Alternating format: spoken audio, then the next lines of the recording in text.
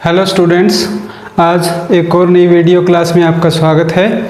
आज हम जानेंगे पृथ्वी की उत्पत्ति से संबंधित अलग अलग सिद्धांत कि हमारी ये जो पृथ्वी है, ये ब्रह्मांड है, ये कैसे बना है।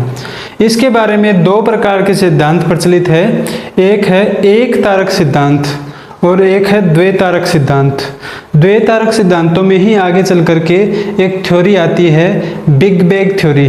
बिग बैंग थ्योरी जो है वो वर्तमान में सबसे ज़्यादा स्वीकार्य और सबसे ज़्यादा मान्यता प्राप्त थ्योरी है। ज़्यादातर क्वेश्चन वहीं से उठते हैं और वर्तमान में जितनी भी सोर्सेज हैं उनसे प्राप्त जानकारी भी उसको ही पुष्ट करती है। परंतु उस थ्योरी के आने से पहले कुछ और भी सिद्धांत थे जो प्राचीन काल में प्रचलित थे। पहले हम उन सिद्धांतों के बारे में ब्रीफ में जान लेते हैं ताकि एक बेस तैयार हो जाए। उसके अलावा कभी कभी जो टफ एग्जामिनेशन तैयार कर दिए जाते हैं उसमें भी इस बारे में क्वेश्चन पुट करने की संभावना रहती है। तो आइए शुरू करते हैं। सबसे पहले एक तारक सिद्धांत के बारे में चर्चा करते हैं कि एक तारक सिद्धांत क्या है, उसमें किन किन चीज़ों का जिक्र किया गया है। एक तारक सिद्धांत में सबसे पहला सिद्धांत आता है काफ्ते द बफन का। काफ्ते द बफन फ्रांस के रहने वाले विद्वान थे। ये फ्रांसीसी विद्वान ने 1745 में अपना ये सिद्धांत दिया। काफ्ते द बफन ने इनका सिद्धांत इस प्रकार से था कि आज से करोड़ों वर्ष पहले हमारा तारा था या हमारा जो सूर्य है, वो सूर्य जो था वो इस प्रकार से था। उसके पास एक पुंछल तारा, यह पुंछल तारा आया और पुंछल तारा आकर के सूर्य से टकरा गया। इस टक्कर की वजह से बहुत सारा मटेरियल बाहर निकला।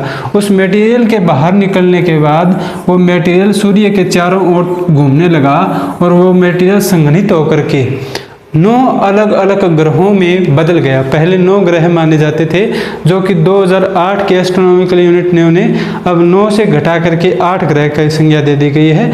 ग्रहों के बारे में भी हम आगे विस्तार पूर्वक जानेंगे, कौन सा ग्रह कहाँ पर है, किस प्रकार उनकी गति होती है और क्यों किस वजह से जो सूर्य के पास जो ग्रह होते हैं उनकी गति तेज होती है, सूर्य से दूर जाने पर गति धीमी क्यों हो जाती है, वो सभी बातें आगे की क्लासेस में जान लेंगे।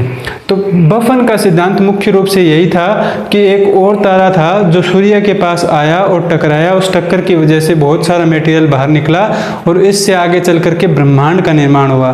परंतु आलोचकों ने क्वेश्चन उठाए कि यदि इस प्रकार से निर्मित हुआ तो जब सारे तारे अपने ग्रह में ही, अपनी कक्षा में ही चक्कर लगाते हैं तो वो तारा अपने ग्रह को, अपनी कक्षा को छोड़ करके यहाँ पर क्यों आया, उसकी क्या कारण थे। स्पष्टीकरण न होने के कारण इस सिद्धांत को नकार दिया गया।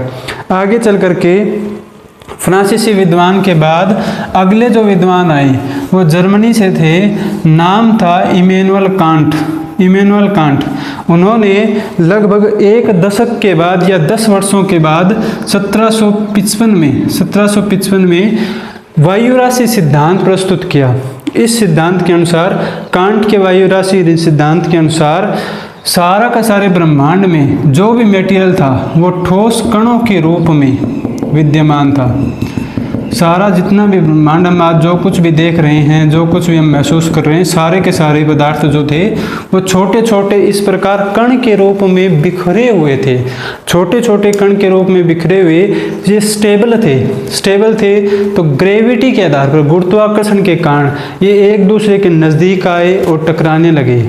इस टक्कर की वजह से गर्मी उत्पन्न हुई। उस गर्मी की वजह से ये सारे के सारे अणु पिघल गए और ज़्यादा पिघलने की वजह से एनर्जी पैदा होने के कारण ग्रेविटी और ज़्यादा फोर्स बढ़ गया।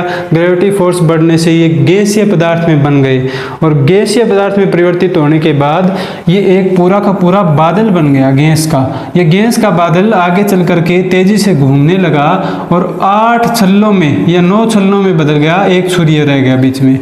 8 या 9 ग्रह और सूर्य का निर्माण इस प्रकार से हुआ, यानी कि 9 अलग अलग छल्ले टूट गए और एक केंद्र में जो भाग बचा वो सूर्य बच गया।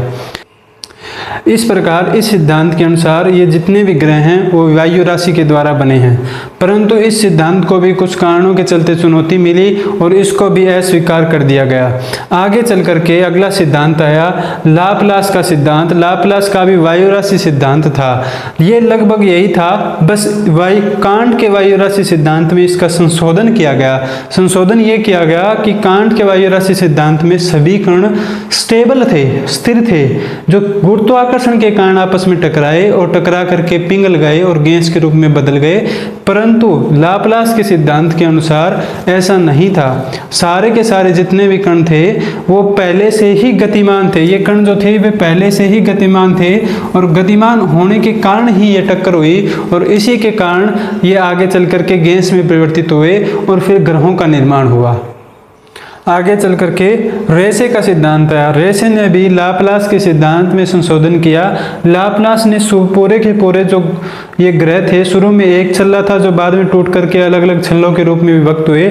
लाप्लास की बजाय रेसे ने कहा कि शुरू में ही जब वायु पदार्थ जो हैं वो शुरू में ही 9 अलग अलग छल्लों के रूप में परिवर्तित हो गए, केंद्र में सूर्य रह गया और जो बाद में धीरे धीरे ठंडा होकर के वर्तमान रूप में आ गए, यानी कि पृथ्वी भी किसी समय में गैस का एक गोला थी जो धीरे धीरे ठंडी होकर के ठोस रूप में बदल गई।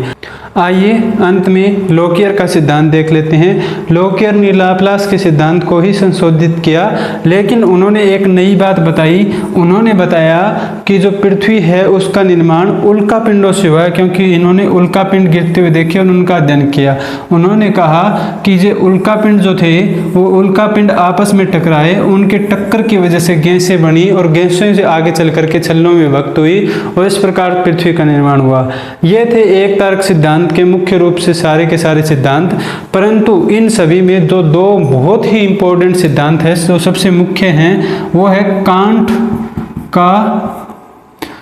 का वायु राशि सिद्धांत, कांट का वायु राशि सिद्धांत और दूसरा सिद्धांत जो है वो लाप्लास का वायु राशि सिद्धांत, लाप्लास का वायु राशि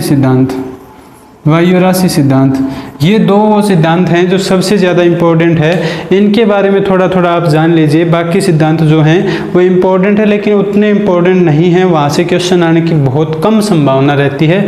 इन दोनों सिद्धांतों से एक एक दो क्वेश्चन पूछे जा सकते हैं कि सबसे पहले वायु राशि प्रकल्पना किसने दी थी या हाइपोथेसिस ये किसने दी थी वगैरह वगैरह आदि क्वेश्चन आ सकते हैं। समझ में आया है तो वीडियो को लाइक करें, चैनल को सब्सक्राइब करें।